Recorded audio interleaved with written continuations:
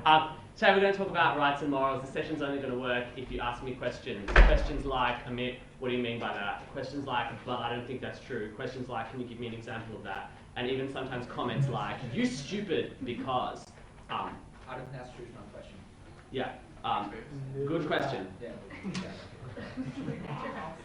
True facts. Alright, we're going to talk about rights and morals. I'm hoping that you guys have read the thing that I wrote in the training guide. If you didn't, that's okay, because the structure of this is the same as the structure of that. It's just about how deep we go into it and how many examples and how applicable this becomes to debates will depend on sort of how familiar we are with the material. So, it depends. Also, if you've done any kind of first year philosophy course, most of this will be pretty familiar. But that's not my fault. I think there's a mix of first years here. Yes. Hello, welcome. Right. Let's start with morality. If I say morality, can I get some hands up? And what do people think when I say that? Yeah? Morality is something like probably the action which is morally wrong, which is generally accepted by the society. What is moral and what is not moral? Right. So, generally accepted ideas of what is right and wrong. Do you mean in terms of conduct? Yeah. Or ideas, or both? Both. So does that mean that morality changes over time? Yes. Do people agree with that? Are there any fixed values, do you think? Pardon? No. No? No fixed values? Yeah, right to life is probably the closest we'd have, or the idea that killing people is wrong. Although, as we'll see as we talk about this, there's quite a few exceptions to that, making it almost not a total rule. The point of morality in debating is far, far smaller than it is in philosophy or in the real world. Morality is really limited as a debating idea. But before we get into that, the central clash of all moral philosophy is this. Oh, well, never mind. Yeah, it's so controversial. Sorry, this is when I did the first slide, assuming that everyone was going to fully have read what I wrote, and then I realised that wasn't the case. So, it's utilitarianism against sort of rights-based thinking, which I've written in there as Deontology, but that just means rule-based thinking. But generally that's the clash, right? There are groups of people, utilitarians, who believe that the right thing to do is always that which benefits the most people or results in the most utility, is the most useful, or as Americans I recently discovered to say, the most utile. So the most utile outcome is the best outcome for a utilitarian. They're also known as consequentialists. The flip side of that is deontological thinkers who believe that there are sets of rules, and that if those rules are followed, that the outcome of those rules is what is morally right, regardless of the numerical outcome in terms of preferences satisfied, in terms of consequence, in terms of utility. So, the example that I give in the article I wrote is the tram car example, which is a tram car is hurtling down a track. The track has a fork. The way the tram car is going now is it's going to run over 5 children who have been strapped to the track by an evil person. You have the ability to flick a switch, and that switch will make the tram go onto a different track where there is only one child lying across the track. The utilitarian's choice is very simple. Less people die, flip the switch. For a deontological thinker, it's a little bit different. People who believe that human rights are inviolable and are never to be traded away. For people who believe that individuals should never choose to kill someone, it's a much more difficult choice. And most of us would say that we actually fall in that latter camp, right? We believe that it is wrong to kill people, like we were saying before. That's a constant, that killing people is bad. We believe that humans shouldn't choose to do that, and we believe that there are rules that should be followed about morals. But if that's so, if you really believe in those things, then that means you have to let fate, or you have to let whatever take its course, and you have to let those 5 children die as opposed to the 1. So that's how a utilitarian and a rights-based deontological thinker would react to that. This is not directly relevant to many debates, particularly that example, not directly relevant to many debates, maybe public transport privatisation, but I applaud anyone who uses this. But the point is just to understand that's the central clash in moral thought. Oh, I was just going to do a quick little about Cool. This is something that might be a little bit early, but I wanted to talk about it here because Kieran, I was talking to earlier, he really made a good point that in many debates, and especially as we sort of go on to look at social policy debates, we like looking at things that are right now illegal, usually for a number of reasons, one of which is they're just wrong, everyone has this inbuilt ideas that certain things are just right or just wrong. And so the question is, in debating land, where we have to justify everything and we can't fall back on, but it's just not a good thing to do. It's just a bad outcome, full stop, where you have to close everything off logically if you can. How do we argue about something that's just wrong? So examples of this include, and people have a lot of fun with these things, topics like legalising incest, topics like legalising consensual cannibalism, topics like legalising all forms of sadomasochistic sex. They're really fun debates if sort of done right, much like the activities themselves. Just remembered I'm being recorded. But here's the thing, let's presume the topics for all of those three examples are phrased the same way, that we should legalise insert freaky activity here. The response on the negative and the response from the real world is, but that's just wrong. And it's actually a little bit hard to go beyond that. So there's a number of things we could talk about here. Is the idea that something is almost universally reviled sufficient as a reason to ban something? Who thinks so? Okay, so who thinks not? That is not sufficient as a reason to ban something? Right. Most people didn't vote. Fair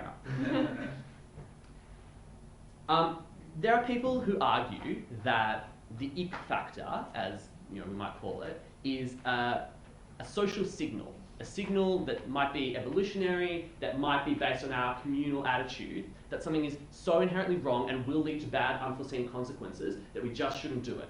The fact that 99% of the population feels a certain way about incest is sufficient reason that we should ban it. And I think in large part, particularly with examples like incest, that is the reason why those things are banned. Because lawmakers, responding to the wishes and the feelings of the public, are responding to the ick factor. That's just wrong. But is something else going on here? So, those things that we were talking about, things that people go, ugh, that's gross. What do you think is actually going on in society that actually makes those things immoral rather than just icky? Yeah. The conditions involved in the act, like it's not incest as in, oh, I just had sex with my sister, but it's probably like abuse regarding that incest and all the consequences of that. Right. So commonly, those acts come with a lot of negative things around them, even if the act itself, viewed in its purest form, could theoretically be acceptable. Right? Is there anything else? Yeah. It would be hard to distinguish between those like problems and like a normal instance of that. Yeah. Regulation. So when people say that's just icky, maybe what they actually mean is the situations when it goes bad is icky, and we're going to have trouble differentiating after the fact between those two things. Anything else? Is it, I think I'm not sure, but isn't it there will be a medical problem if the girl is actually conceived the child of the someone and medical problem? Right, that's definitely the historical basis for the criminalisation of incest, that children created through incestuous relationships are much more likely to have genetic deformities and therefore to have various disabilities. Like, that's definitely true. But that's not the same as that's just wrong, is it? That's something that you can point to as a reason not to do it. What I want to get into here is when people say, it's just a wrong thing to do. No, it's just wrong, you just shouldn't have sex with your sister. Why are they saying that? Yep. Criminalising apostasy. Pardon? Apostasy. Yep. In certain states. What do you mean? Like I think in some countries, I don't know. I think Iran might be an example. It's if you move away from Islam, that's punishable by death, for example. And Right. It's regarded as so just because it's regarded as a sin or as a crime. Right. Yeah. But even that doesn't have that justification. That has in that kind of thinking, that has a really strong justification. God says so. Like, you don't need to think, I just think it's wrong. God thinks it's wrong. Done. Yeah? I'm not sure whether this goes to what you're trying to get at in this particular slide, but the universal factor between all of those is like consent and the ability in each of those situations for consent to operate. Yeah. And I don't know whether that's to do with the ick factor, in that it's so ick that people can't possibly be seen to be consenting to it, or whether or not it's literally the situation doesn't allow consent. Right. I think that is another example, another way of arguing to the same conclusion that Beavis was going about regulatory problems, right? That even if this isn't icky in and of itself, that because it's so icky because of lack of consent, because of inability to distinguish legitimate cases, it makes it like justifiable to ban. Is there anything else maybe lying underneath all of this? Yeah. I would suggest, and like I guess it's a bit of a chicken and egg situation, but like the fact that it's been outlawed for so long means that there is a taboo that surrounds all of those type of things, like incest, like sadomasochism, all that type of stuff. And whether or not it's actually the fact that it's illegal that creates those feelings of it's just wrong, I think like maybe that's underlying it as well. I agree that that probably contributes to the feelings, but do you think that's sufficient as a reason to ban something? No, absolutely not. That's right. So I'm trying to find something else, yeah? I Maybe think we're not going to get to it, that's okay. the reason why many people would think that incest is ick is because when they think of it, they think that they would be disturbed psychologically by it, and so they transpose that onto everybody else who would engage in incest and say, well, they must also be psychologically disturbed by this, and therefore we're trying to prevent them from harming themselves. Most people are saying, I would not do this, I would find this disgusting, I do not think that I am any different in thinking this is disgusting, therefore everyone would agree with me, it should be banned. I think that there is an expression of social sameness going on with the ick factor that might be something that you might want to attack if you were trying to legalise something, but might be something you actually want to embrace if you're defending the criminalisation or the continued criminalisation of something that is just wrong.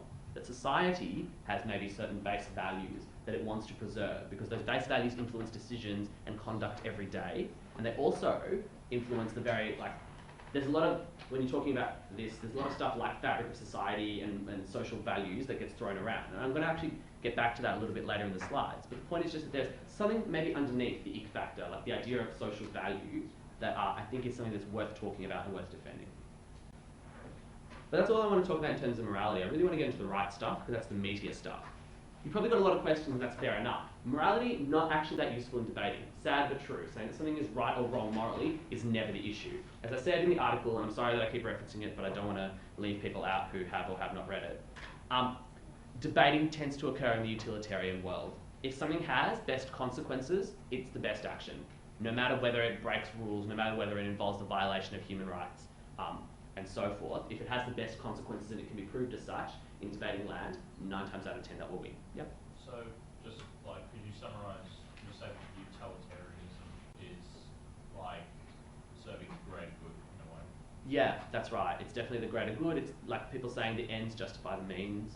That's definitely what utilitarianism is. And utility in debating land tends to always win because it's really hard to defend that something being right or wrong as opposed to better or worse. So let's talk about utility for a moment. How do we judge what is the most or the least useful outcome? Like, there's actually quite a lot of complexity in this if you study philosophy. The classic construction, I'll get to in a sec, is like most preferences fulfilled, right? That's the one that Peter Singer would use. He would say, something that has the best consequences is the one that fulfills the most people's preferences.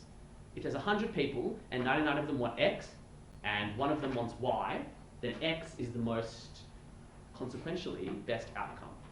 Yeah. It's also worth noting that he mentions its preferences they sat down and thought about, not just right. That's racist ones. That about human rationality is something we'll get to quite later. But the point here is just, that's one way of judging it, most preferences fulfilled. But what about the strength of those preferences, right?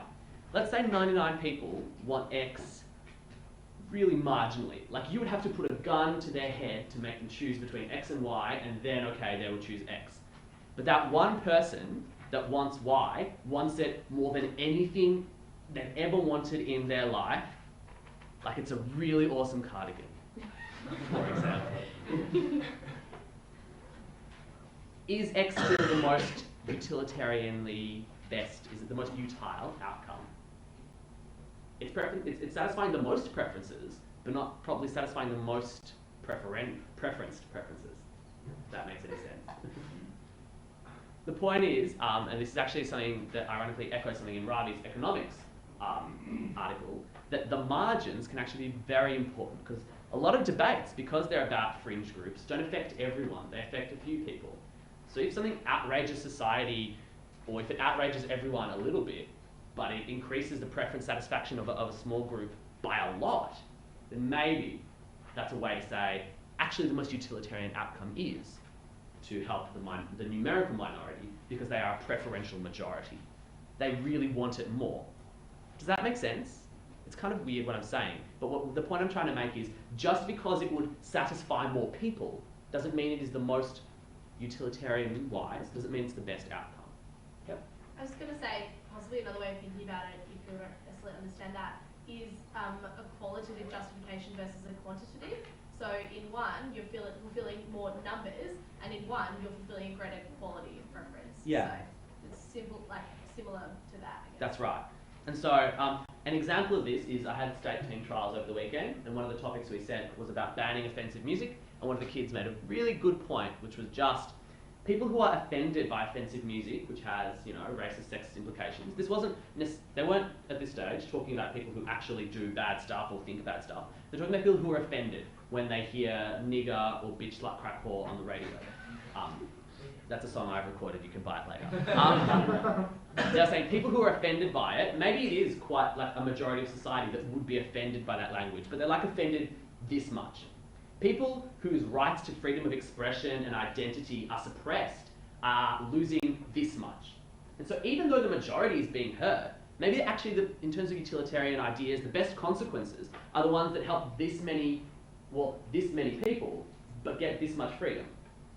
Did you pick the kid? I did. But that's neither here nor there. So that's a question. For a strict utilitarian, relationships don't matter. And this is an argument that Peter Singer makes, and this is usually where he loses everyone who agrees with him, and it's where he loses me, even though I know rationally that it's wrong. And it's because Singer says that $1 spent should be spent on people who need it and would benefit from it the most. And so if I have $1, I should send it to a starving child in Africa or Asia or Latin America, because spending it on myself or spending it on my friends or spending it on my family won't have the same impact. It'll have a far smaller impact. And I am not allowed to preference my friends and my family for no reason. All people are equal, all preferences are equal, to as long as those preferences themselves are equal. Just because someone lives further away from me doesn't mean that their utility is worth less to me. If you're a strict utilitarian, this is what you believe. This is where utilitarianism falls down for most people, because you can't live like that. You do preference your friends and your family and yourself. Now, the really tricky utilitarians get around this, and they say there is utility in preferencing your friends and family, because that leads to stable societies. Because it means that rather than everything having to come from the government, we can rely on families to look after kids and brothers and sisters and friends. That's a little bit tricky, and it's probably avoiding the whole point of utilitarianism. What about fundamental, inherent, non-derogable human rights, like you cannot torture a baby? You cannot make a baby scream with pain. That is just wrong. To the utilitarian, there is no such thing as something that is automatically right or automatically wrong. It depends on the consequence. Yep. And I also they kind of use general social preferences that can be used as a sort of rule of thumb to get around that. Most people would accept that torturing a baby is a pretty bad thing, and they prefer it didn't happen, regardless of the consequences. That's right. And again, utilitarians find lots of tricky ways to get out of all of these criticisms, but at its heart, if 100 people could be saved from death by torturing that one baby, the utilitarian would have to think about it. Like a Doctor Who episode. Right. A few years ago. Well, all of us, well, not all of us, but most of us in this room wouldn't have to think about it. We would probably not torture the baby. But let's remember a while back that when we were talking about the tram car, I think most of us were instinctively quite happy to flip the switch, right? And kill that one person so that the 5 people didn't die. But we're not okay with torturing the baby to kill the 100 people. Say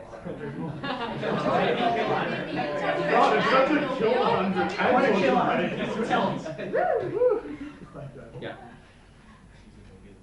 Contrast to that, as I said, is deontology. And the rights-based thinker thinks that even if respecting someone's rights, whatever those rights are, we'll get to those, but even if respecting rights does not promote the most efficient, most effective, most consequentially beneficial outcomes, the rights-based thinker says we should preserve those people's rights. That's the whole point of rights. And this is what you have to understand, I think. Even if you don't necessarily do this in debates, in the academic discussion about rights, a real human right is something that shouldn't be able to be traded away, that shouldn't be able to be trumped, that is always the number one preference. So are we all deontological? Do we all believe in human rights? Most of us would say yes. But all of those things are examples where we are happy to sacrifice what we consider rights in exchange for what we consider utility. Not necessarily all the time, and not necessarily in every instance, but out there in the world, it's pretty easy to find people who would be able to justify torture, the suppression of an independence movement, you know, people who want to be independent in Quebec or in West Papua or anywhere else around the world, or, you know, even anti-terrorism laws which limit people's freedoms. Those are all examples of where people, even people who would say they believe in human rights, are more than happy to trade them away for utility. That's just the point I wanted to make about utility and deontology. Before I move past the morals point, does anyone have any questions? Sorry, how do you argue from a rights-based perspective? So if you're taking the side of the debate that says rights are important, check by. It's really hard. It's really hard to win a debate by saying rights are important without resorting to utility. You almost always say rights are important because if we respect everyone's rights, it's better. It leads to better outcomes. People trust each other, people live happy lives, people become contributing workers and they contribute to GDP, and that's better for everyone. That's how we do it. We usually argue against torture not by saying that it's inhumane, although we say that, but for the adjudicator that actually doesn't have that much weight. It's when we say it doesn't work, it leads to bad information, it makes all Muslims hate white people, that's the utilitarian arguments that start spinning that debate for you. I'm sad about it, but it's a truth that I acknowledge. You just probably are not going to win debates on moral arguments alone. Yep? It's a lot harder to say where rights actually come from, like a theory that generates and whereas utility is an extremely simple one. Yeah, and as we'll get to, like, most people when justifying rights end up coming back to utility anyway, and so you may as well cut out the middleman. So let's talk about rights. What are rights? We probably don't have time to fuck around with it. So let's just say, just in the interest of, we've got 40 minutes and we have a whole lot of other material. Rights are a number of things and can be defined in lots of ways. Importantly, what I want to talk about is what everyone in this room understands as rights, which is people can't kill you, people can't steal from you. You're allowed to vote. If the government takes away your house without giving you fair compensation, that's wrong. You have a right for that not to happen. Those things. Where do they come from? These are not this is not an exhaustive list of where people think rights can come from. In the article, I've put those down and perhaps the problems with them. People think that human rights, or rights at all, come from God. God chose us, He gave us souls, and that's why we have rights. There's some problems with that. Namely, I want rights, and I don't want God to not give me a right because I'm an atheist. That sentence doesn't make sense, but that's the point. Second point is, do rights maybe come from a place of utility? Is it just going to be the outcome with the best consequence if we give everyone human rights and we treat that as something that's fundamental? Probably. What about because we're human? This is the Enlightenment. This is Immanuel Kant. That people have rights because of something fundamental about people. They have rational capacity. Modern day thinkers would say they have the ability to recognize themselves as moral agents that exist now and into the future. They can consider themselves as the subject of experiences, and they can plan for the future. Problem with that is it excludes a lot of things that we would like to give some, if not all, of human rights to. Excludes animals, probably excludes babies, definitely excludes people who are in comas. Maybe that's not where rights come from then. Finally, could rights come from the social contract?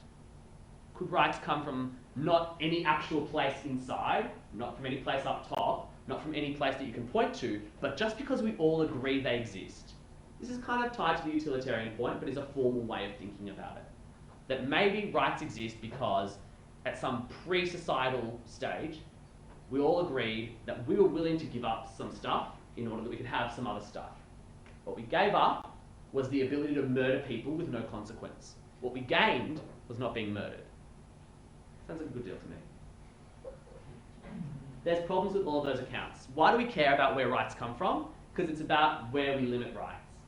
We'll get to that later, but I just thought it was important to cover now. I already did that. Alright, let's get into the meat and bones. Positive versus negative rights. Can someone tell me what these are? Yep.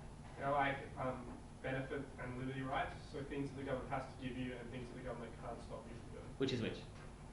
Liberty rights are things that the government can't stop you from doing. Benefit rights are things that the government must give you, must facilitate you getting. Yeah. So, I apologise. I've actually written this up the wrong way, or in a way that's slightly confusing. Positive rights on the left of the top line are on the right of the next line. Does that make sense? The use of the word right there, extra confusing. So, positive rights, government please give me stuff, or the ability to get stuff. Negative rights is government please leave me alone. I'm focusing on the government now because that's the main way I think that we understand rights. Government to people relationships. Can someone give me an example of a positive right? Government give me stuff. Yep. Education. Right. Correct.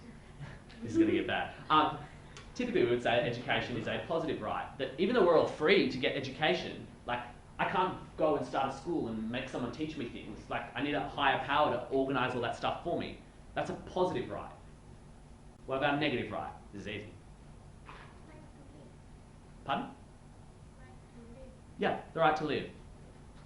Now, just as a side note, it has been pointed out in most literature that most even negative rights have some positive parts to them. Like, the government doesn't have to do anything to let you live, to just let you exist, but it does, right?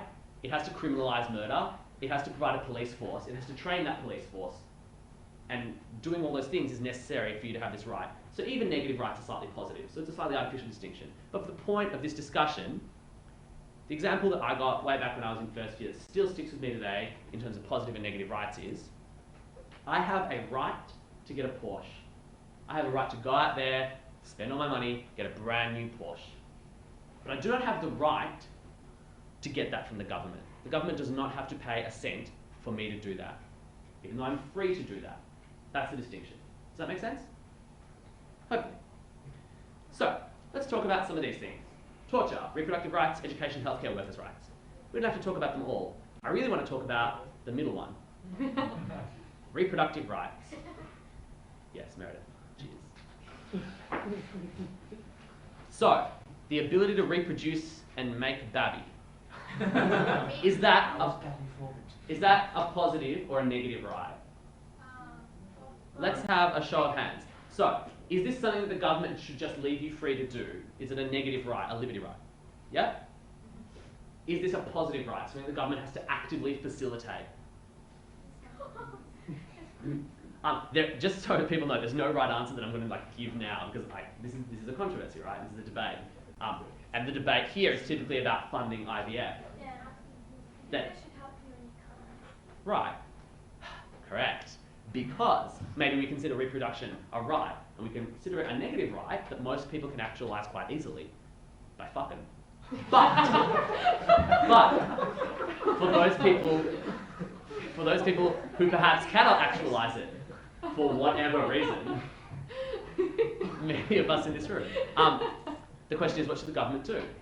And so the argument is, should this be a positive right? Should the government have to spend money so that you can get this right? Or is it up to you? And if it does have to spend money, what are the limitations on that? Is it only if you biologically cannot reproduce? The question of biology begs other questions about whether you choose or do not choose to engage in heterosexual sex. And biology is also about age. What if you chose not to have a baby until you were 45 and now you can't? Does the government owe you that baby? Lots of questions, no answers. What about torture? I've already given that example, disregard. It was the same thing, freedom from torture is really easy. I'm doing it right now, but again, the government needs to provide some stuff, like a police force that won't torture me. And in Australia, pretty simple. In Zimbabwe and Burma, less simple. So whether something's a positive or a negative right often will depend on context. Alright, individual and communitarian rights. This is one of those things that is a big deal out in the academic philosophical world, but less of a big deal in the debating world, but it's an important thing to understand, I think. Rights can be understood, and are usually understood, as being about the individual. I have a right to healthcare. I have a right to freedom from torture, freedom from harassment, or whatever. But another way of thinking about rights that some people, particularly developing countries, I think, and particularly like Scandinavian countries, consider rights in terms of community. That the community, like, you know, your city or your town or your village or whatever that community is, the community or the society has a set of rights that are separate from the rights of all the individuals inside it. The community has rights, and the government can protect those rights. I struggled today when I was doing this to think about a good example of communitarian rights. A basic and crappy example, one that I trot out all the time, is that in places like Finland and Norway, in order to preserve a certain like visual appeal, you can only paint your house one of 3 or 4 colours. They're all like, you know, types of blue, let's say. Yeah? It's like laws against genocide. I don't know, I've read something in the UN Charter recently. Yeah, right. I think That could possibly, sorry one sec, that could possibly be explained as a individual right as well. I understand why that would be a communitarian right, because the loss is not just of individual life, it's of like a whole ethnicity, of a culture, things like that. That's maybe, yeah? Yeah, I think it's either Sweden or Finland. They require children to go to kindergarten to learn about being like of that nationality. Right, yeah. And France is about to start doing similar things, just teaching about Frenchness. What about how they restrict what names you can call your kids so like everyone has Yeah, China does that. Yeah, it restricts what you can name your kids so that you can't have, you know, a whole classroom full of kids with weird names. Pardon? Yeah, obviously that has certain things to it. The point of all of that is that the idea is that the community is a concept that's actually quite different from the individual, and that the community itself can have rights. Those rights can be protected by law, and they can be defended. So, this brings me back to what we were talking about right at the start when we were talking about the ick factor. That maybe something like social values, like the social value of the right to life, not just the existence of it in the individual, but respect for the sanctity of life, maybe that is a communitarian, a community right that belongs not just to all of us, but belongs to the community, and its loss would harm not just all of us, but would harm the community. Thinking about it that way becomes a way to argue against certain things that even when people might choose to do something, when they might fully consent, where it might be a great idea, if it harms the community's idea of sanctity of life, that maybe that is a bad enough thing that we should prevent whatever that conduct is. Yeah? Would you consider framing that around like intergenerational rights and the notion that children have a right and you have a responsibility to create a community into which that child can be happy? Yeah. Or the next generation or future That's generations? just an example of the actual thing that we're talking about though. The actual thing is that community and that the values that community has, and that if we actually want to preserve them or if we want them to have certain things, then that community has to have a set of rights and the government sometimes has to defend them. Sometimes has to defend them against the exercise of individual rights. Yeah? Would it ever be viable to say, I flip that the other way around and say that by not having this legalized, the community suffers because these people are like pushed away or they rebel against the community or something? Yeah, potentially. Again, it's important to understand that when we're talking about a community like this, we're not just talking about a collection of individuals. We're talking about an entity that exists sort of separate to and above that collection of individuals, and that entity has some interests, and maybe those interests are common values. And so maybe that's why France is teaching its kids to be more French, because there are certain communitarian rights that override a parent's autonomy to not teach their child to be French. One of the discussions that it was like the community's right to almost self-defense, like its right to preserve a set of values that have been established in the past and that allow an existing social order, and if you don't fit those, then tough. Yeah, right. Like, the best phrase. it sounds rough, and it's fun here in our sort of debating land tends to be quite liberal as well, and particularly on an individual level, it's much easier to just assume that individuals should have freedom to do a bunch of stuff. And so our instinct is to say that's not fair to people who hold minority ideas of what, you know, good is. But that's the reality around the world. There's a reason you can't name your kid a certain thing in China. There's a reason you can't paint your house powerful red in Finland, because they've decided that communities need to be defended from things which might not be tangible but will cause harm perhaps over time, or just erode a sense of commonality, a sense of community, and that's the kind of thing that might protect people and that might make people feel welcome, and that might not manifest in a day, but might be the kind of thing that manifests over a long time. Yeah. I also thought like in terms of like social contract, like the community provides you all of this, like life, so you owe it. Yeah, I think that's correct. That's a way to justify this.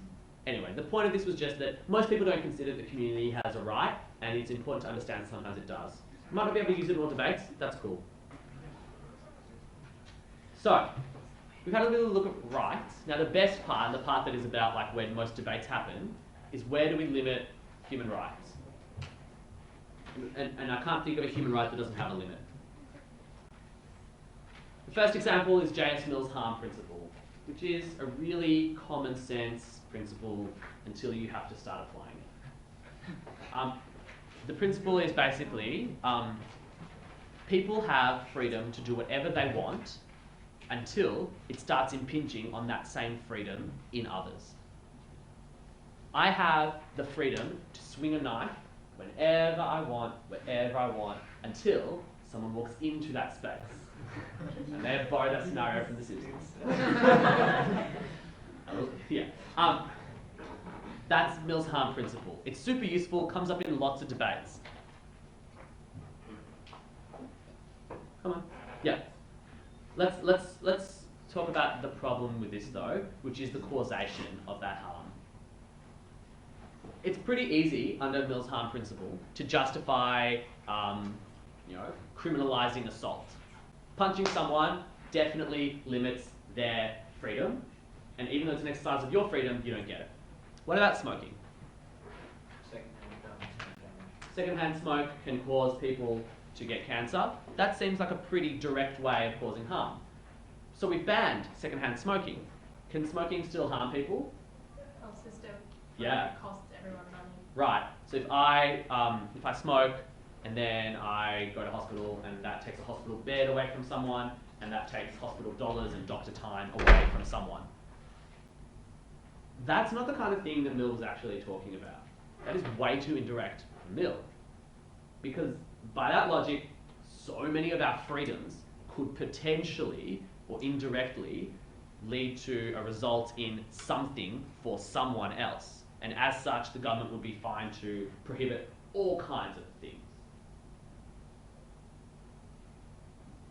Is that clear? Those others are just examples of the exact same thing, where if you might not directly cause someone to suffer something, but our society prohibits you from doing a certain thing because doing so would impinge on the freedom of other people. That's Mill's harm principle. It's pretty intuitive, but the actual application of it at the margins of like what is and isn't causing harm, that's the tough part. What about communitarian harms as well? These are even harder to sort of talk about causally. This is what I was talking about before. What if my freedom to, what if my freedom to engage in consensual cannibalism with a friend, a good friend, a tasty friend.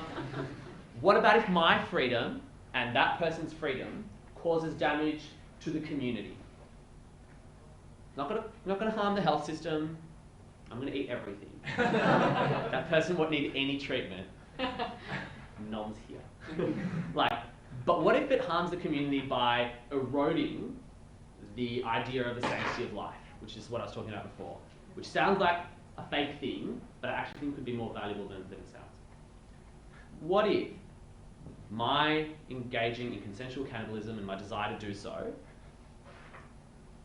what if that results in the community having a slightly lesser respect for the idea that life must be valued at all times? That might cause damage. It might not be immediate. It certainly might not be directly caused by my one action, but it could certainly cause damage. It could lead people maybe to care less if someone is getting beaten up or if someone is dying because they don't feel that life has the same value It could make people who are considering suicide consider it a little more fully because they don't believe that life has the 100% sanctity that it used to. The flow-on effects are really subtle, but are not to be ignored. So what about harms to the community as a reason under J.S. Mill's harm principle? It's unclear. Let's talk about another way to potentially limit rights. Consent. This was mentioned before, I think by Chris.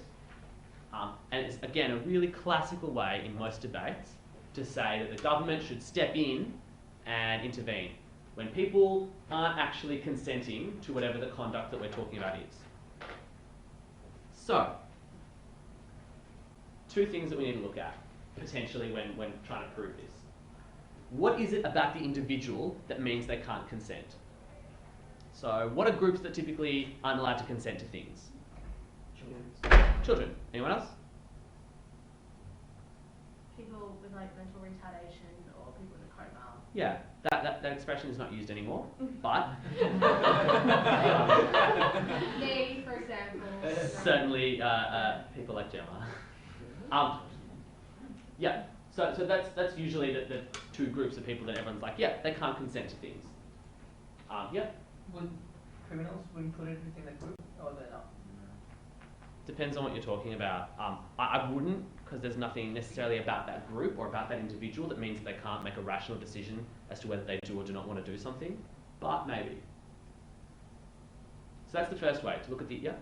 So I was thinking about, when we're talking about violence on television, or that sort of, you know, that's going to have a bad influence on people.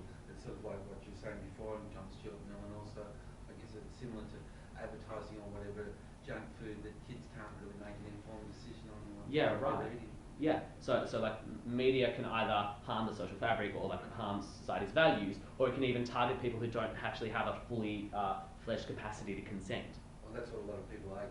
Yes, certainly. I completely agree. What about people who are, on drugs? What about people who are signing a contract in a language they don't understand? So, one way to get rid of consent is to say there's something about the individual involved in certain conduct that means that they can't consent. The other way is to say there's something about the conduct, there's something about the activity that means they can't consent. This is the more fun bit. So what is it about certain activities that means that you can't consent to them?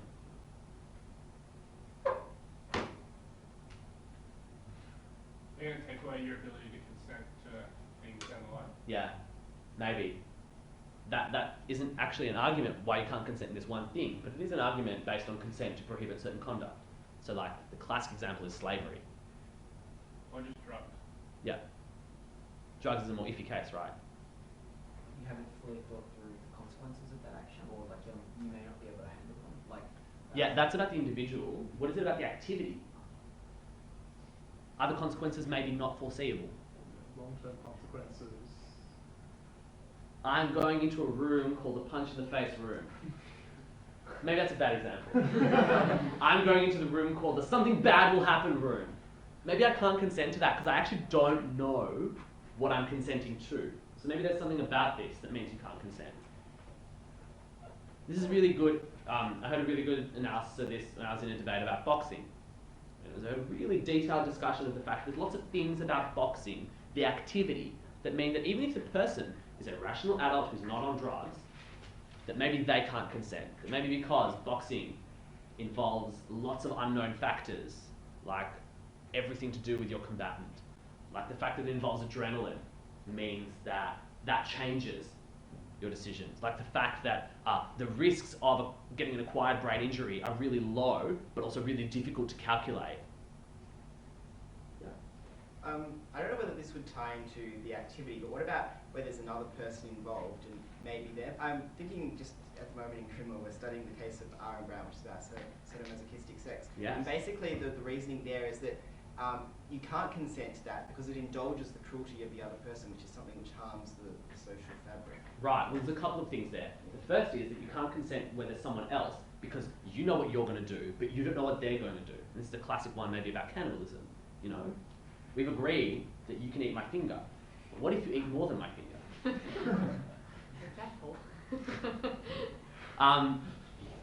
and the flip side, the other side of what you're saying is back to the social fabric idea, that if we live in a world where people who want to cause other people pain are allowed to do so and are indulged in doing so and are not told that they are bad, that maybe that will be a worse world. So I think that's a good example for both those reasons. It's more of a question than a comment, but I guess you could potentially use the fact, I don't know if this is the actual individual, that you can never consent to some things, like you can never consent to death, like in the event that whatever you're doing would lead to it. That's probably, like, probably for the reason that Chris individual. gave, right? Yeah. That you can't consent to something which takes away your ability to consent in the future. Yeah. Or also because like you just like it's a harm that you can't possibly weigh up. Like you don't know how harmful being dead is. Right. So therefore it's not a it can't be a rational choice. Yeah, like, because it's impossible. It's impossible to accurately make that decision, because unlike skydiving, where you can talk to people who have done it, you cannot talk to anyone who's dead. You have no way of figuring that out. By saying that it's a lack of an experience does not necessarily mean you have any idea what it's like. It's not the same as sleeping, because sleeping comes with dreams and potential to wake up. It's not the same as being not totally unconscious for surgery. Same thing, you might be able to wake up. So I think that's a really good example. Maybe the activity you can't consent to because you have no way of understanding what it actually is. Yeah? So wait, does an idea like that sometimes come up in euthanasia debates? Like, you can't consent to vaccines? Potentially. So what would be the case here, like, when you talk about the consent of an activity, what would be the case for underage sex? Like, is it related to this, or is... Yeah, well, I think usually you talk about the first one, which is that because they're underage, they haven't had enough life experiences to judge whether this is going to be a good decision. And maybe that's related to the fact that sex is a particularly complex activity, if you're doing it right. Or wrong.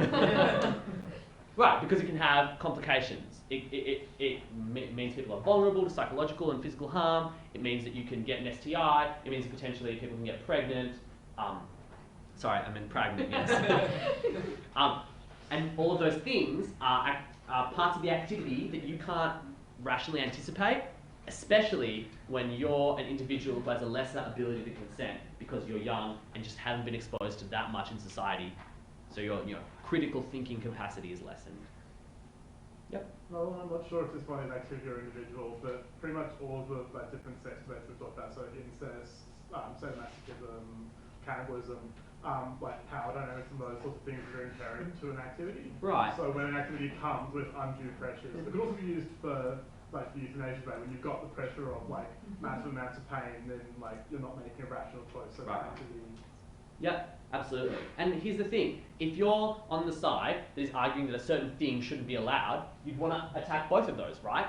That the people involved can't make that decision because of who they are and what's stuff about them, and the activity itself can't be consented to. And on the flip side, you'd want to argue the reverse. That the people involved can consent, the activity can be meaningfully, rationally consented to. And obviously that's a matter of debate. The last point here is about collective action problems, and that's just an extension of unforeseeable consequences. Even when you can foresee the consequences for you of smoking like a chimney, you can't foresee the consequences for the health system. And if everyone does it, then the health system collapses.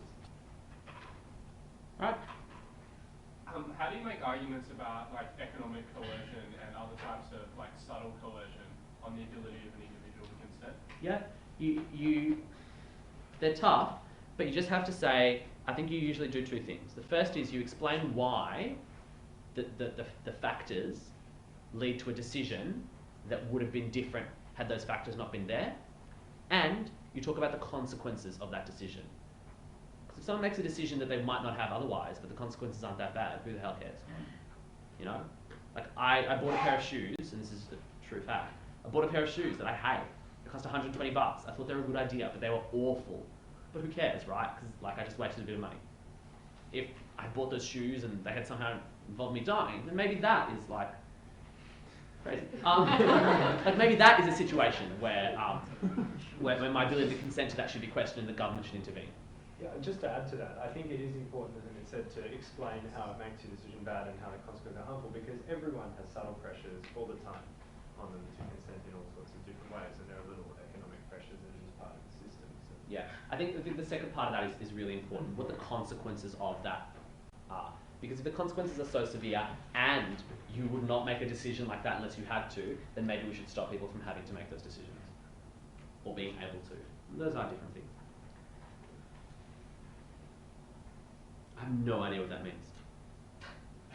Sometimes we have to not let people choose things in order to help them choose. Yeah, I think it's meant to be a positive right, preventing freedom. But anyway. Let's talk about when rights clash, and hopefully this is my last bit. Sorry, I'm going over time, but I'll make it brief. Rights clash all the time. Let's talk about examples. What are examples when your right to life clashes? I have a right to life. When could it possibly be threatened by any other right? When you're trying to kill someone. True facts. abortion. When you get pregnant, Amit. When I get pregnant, my right to bodily autonomy means I can do anything. Anyway, that is one example.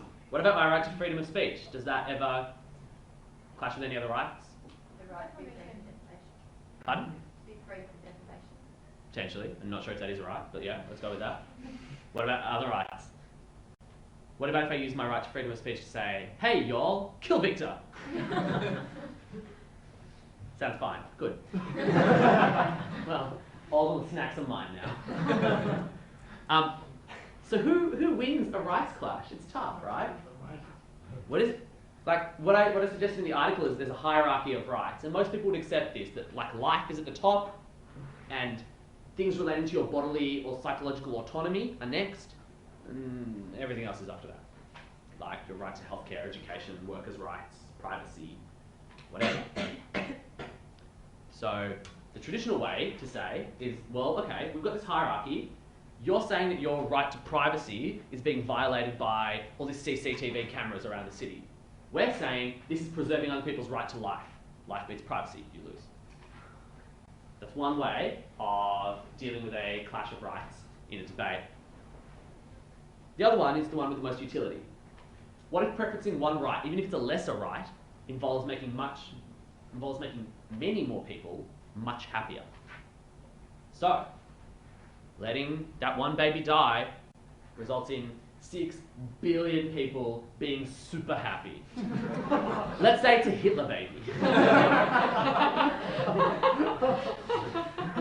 Imagine a baby with a mustache. So right, letting that baby die might have, even though the right to life is above, rights to just feeling happy, maybe when there's 6.2 billion times that little right to be happy, that overwhelms that one right to life. Victor's shaking his head. I wouldn't kill a Hitler baby. Right, cool. That's your opinion. There's no such thing as a Hitler baby, but whatever. So, error. That's just rights clash all the time. Two ways to sort them out are rights hierarchy or what results in the best outcomes. Usually the two will match nicely for the reasons that we've all already given. Like, you get the best outcomes if the right to life is prioritised.